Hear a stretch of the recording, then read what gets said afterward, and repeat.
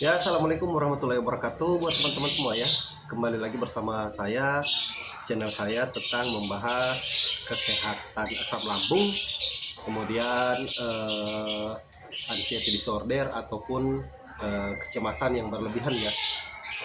Eh, kita sharing santai di sini. Saya berbicara berdasarkan pengalaman, bukan sebagai dokter atau bukan sebagai hipnoterapis, hanya sebagai mantan pengidap kecemasan berlebihan, kemudian GERD juga, dispepsia atau asam lambung, atau yang biasa kita sering sebut dengan serangan lambung ya. Di video-video sebelumnya sudah banyak saya bahas tentang sharing pengalaman, kemudian sharing sensasi seperti apa awal mulanya, sudah berapa lama terserang GERD dan anxiety. Nah, untuk kali ini saya ingin membahas tentang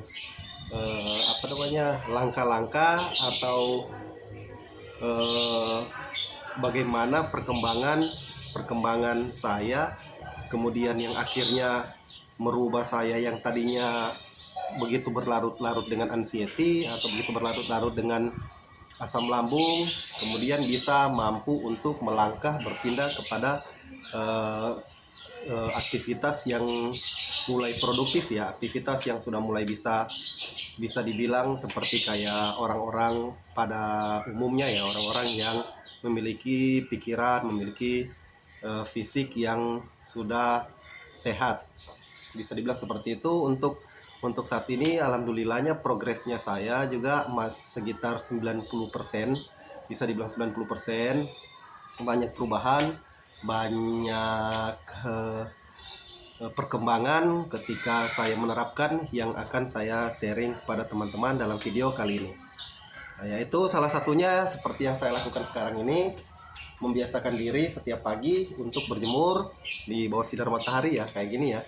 Ini kebetulan di daerah saya tinggal di Sulawesi Tengah, Kota Palu, yang memang daerahnya eh, di bawah garis khatulistiwa, yaitu daerah tropis. Jam 7 itu sudah sangat panas ya, daerah timur ya. Daerah timur jam 7 itu sudah sangat panas. Kalau untuk sekarang ini tepat pukul jam 8 pagi. Jam 8 pagi mataharinya sudah lumayan menyengat, sudah lumayan panas. Ini salah satu tips yang sangat bermanfaat, yang kemudian bisa bikin tubuh kita semakin berenergi ya. Karena asam lambung, karena kita tahu sendiri, pasti teman-teman juga yang mungkin sekarang masih dalam tahap awal yang terkena GERD ataupun anxiety, itu pasti merasakan hal yang tidak berenergi, pusing, kelayangan, sakit kepala, pengen rebahan, pengen baring, duduk aja kelayangan, duduk aja sudah pusing, kemudian badan pegal, pundak kaku, leher pegal. Itu akan sangat sulit ya, akan sangat sulit. Itu kenapa? Kalau di pengalaman saya, yang menyebabkan itu dari lambungnya, kemudian dari pikiran, yang akhirnya terlanjur terbiasa kita baring, akhirnya membuat badan kurang bergairah, kurang bergerak, kurang fit.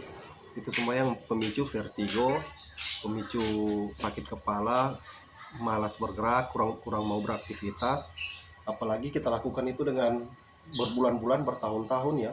Kalau di pengalaman saya itu 1 tahun pertama baring, rebahan, nggak ada minat, nggak mau beraktivitas. Karena ketika mau beraktivitas itu takutnya pasti pusing, pasti mau baring, mau rebahan, itu agak repot. Nah, jadi di tahun ketiga saya mulai merubah kebiasaan. Di tahun ketiga itu saya mulai merubah kebiasaan. Ini totalnya saya totalnya itu sekitar 5 tahunan. Totalnya saya sekitar 5 tahunan. Di tahun ketiga saya baru mulai action, baru mulai rubah pelan-pelan. Di tahun pertama, tahun kedua sampai tahun ketiga itu saya terlanjur berlarut-larut, terlanjur fokus dengan sensasi, nggak fokus dengan solusi. Akhirnya lama ya, kesembuhannya lama. Kalau dari sharing-sharing teman-teman yang lain, teman-teman di komunitas, itu malah ada yang hanya setahun sudah sembuh. Karena mungkin mereka cepat action, tidak berlarut-larut. Ternyata ketika saya sharing ke mereka ternyata cepat action, tidak berlarut-larut dengan sensasi, memikirkan solusi, akhirnya kesembuhannya cepat. Kalau di saya agak repot, 3 tahun terlanjur berlarut-larut, rebahan, baring, nggak bisa ngapa-ngapain. Dari pagi aja bangun tidur sensasinya udah mulai kerasa, dari lambung ke ulu hati, begah, naik ke atas, leher ngeganjel, panas, dada, kemudian pusing, nggak bisa lah. Mungkin teman-teman saat ini juga merasakan hal yang sama. Akhirnya di tahun ketiga itu saya mulai merubah pola makan, itu makan yang teratur, pagi makan yang tentunya makan yang bebas. Saya masih makan yang bebas tapi yang tidak berpantangan ya sama lambung saya. Maksudnya ketika saya makan itu sensasinya nggak ada, sensasinya aman-aman saja, nggak mengganggu. Kemudian jam 7 jam 8 saya berjemur ya. Kenapa berjemur? Kan kadang kalau saya pengalaman tubuh saya kan ini mudah nggak bisa dingin, nggak bisa di ini suhu yang dingin ya, kayak AC, kipas angin berlama-lama. Kalaupun kipas angin itu mungkin paling sering saya itu naruhnya di bagian wajah gitu. Kipas angin kecil itu sering naruhnya. Kenapa? Karena sensasi sesaknya itu agak sangat mengganggu. Akhirnya ketika saya pasang kipas angin di bagian wajah, itu akhirnya agak sedikit memudahkan, seperti kayak angin segar gitu. Akhirnya bisa bernapas dengan lega. Itu dulu, itu tahun pertama, kedua, ketiga kayak gitu.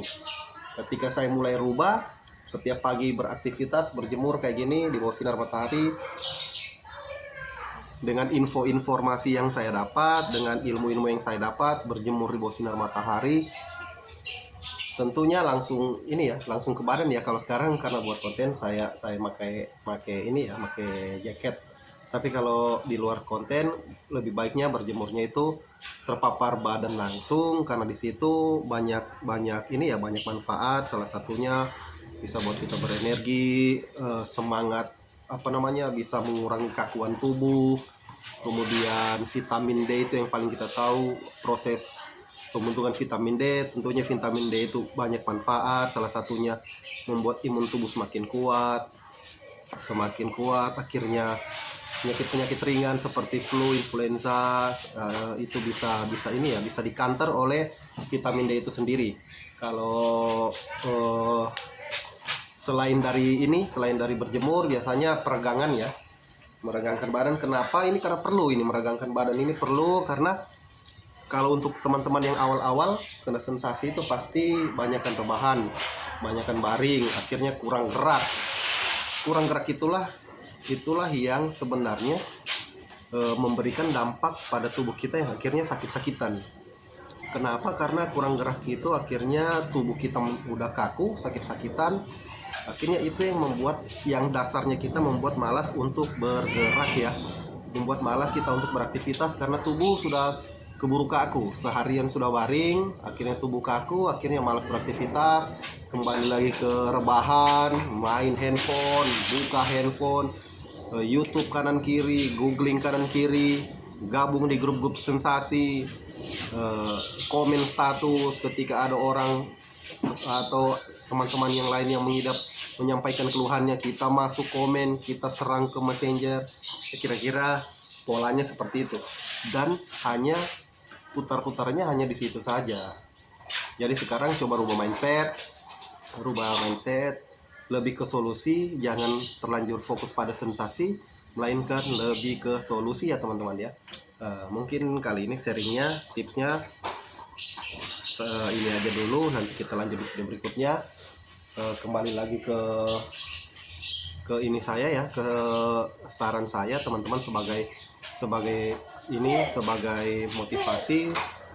motivasi saya, sharing saya yang pernah saya idap. Coba lakukan ini, disiplin, tepat waktu, continue, jangan sampai seminggu hanya sekali, jangan. Kalau bisa setiap hari, walaupun sensasinya nggak enak, harus belajar dipaksakan. Tentunya harus dibarengkan dengan disiplin pola makan, disiplin pola istirahat yang baik, disiplin juga pola pikir, jangan sampai terlanjur stres, jangan sampai terlanjur memikirkan hal-hal sepele terlanjur dipikirkan dengan stres. Itu yang akhirnya membuat asam lambung atau anxiety kita semakin parah. Mungkin sharing saya di video kali ini hanya sampai di sini saja dulu.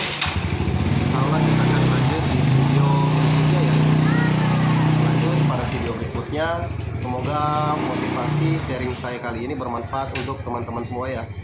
Insya Allah kita akan lanjut di video berikutnya. Kalau yang baru nonton bisa nonton video-video yang sebelumnya. Di situ banyak tips-tips motivasi yang saya bagikan. Insya Allah semua bermanfaat ya. Oke, terima kasih. Assalamualaikum warahmatullahi wabarakatuh.